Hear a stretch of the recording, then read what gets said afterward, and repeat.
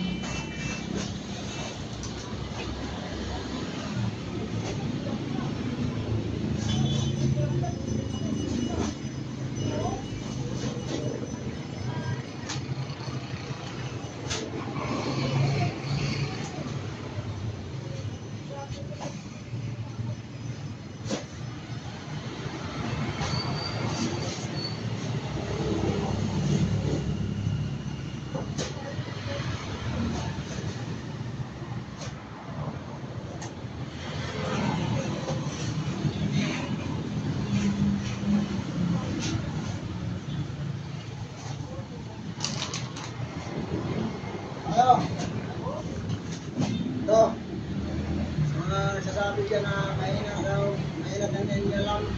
Ito, sumunod dito ang trabaho na to. Para shout out sa nagsabi dyan na mahina nila lang. Ito, bukan yung trabaho na to. Kaya nyo.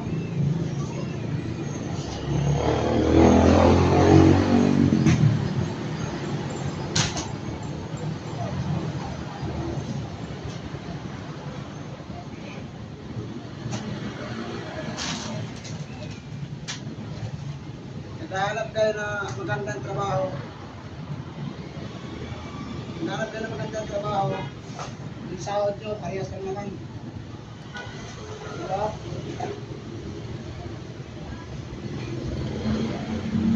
Kaya parang natin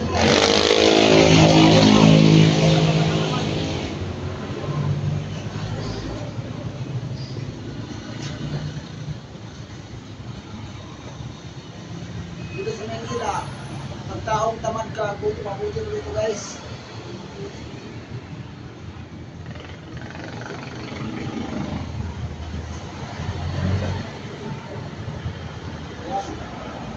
Sinasabi ko na rin ito.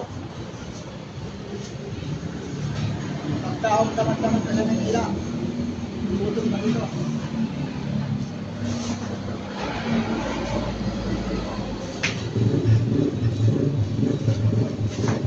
Sabi nga nila, huwag mo ikayang maliit mo na trabaho kasi dito ka nagkakapira at saka nasa marangal ka na trabaho.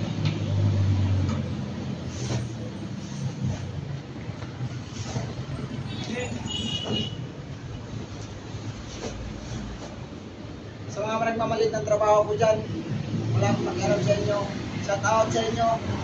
Yun, alam nyo na, geng-geng.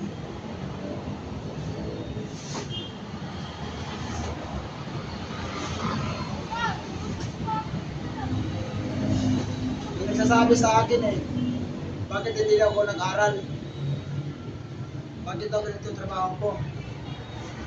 Ay gusto ko naman ganito yung trabaho, hindi yung gusto to. Gusto ko to. May kanya-kanya tayo opinion sa buhay, mga idol, yun lang.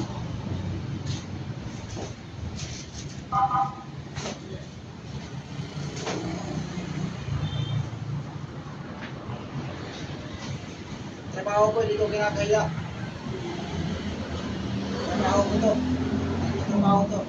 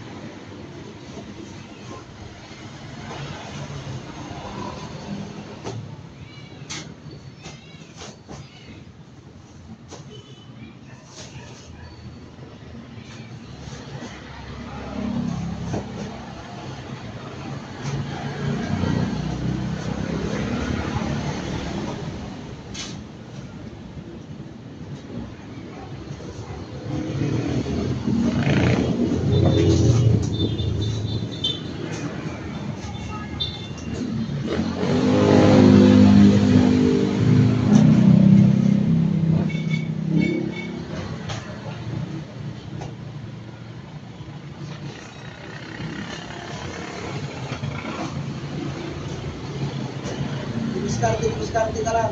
Yun lang masasabi ko, mga idol.